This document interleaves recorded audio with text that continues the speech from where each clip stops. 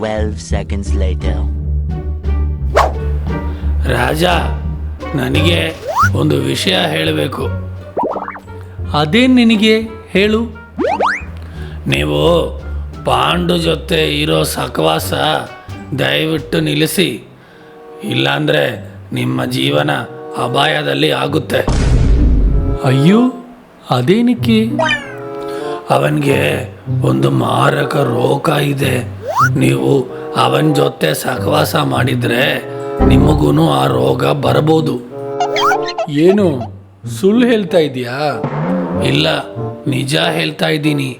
ನೀವು ಇವಾಗ ನಮ್ಮ ಜೊತೆ ಪಾಂಡು ಇರೋದು ನೋಡ್ತಾ ಇದ್ದೀರಾ, ಇಲ್ಲ ತಾನೇ? ಹೌದು, ನೀನು ಹೇಳ್ತಿರೋದು ಸರಿನೇ. ಇವಾಗ ಗೊತ್ತಾಯ್ತಾ ವಿಷಯ?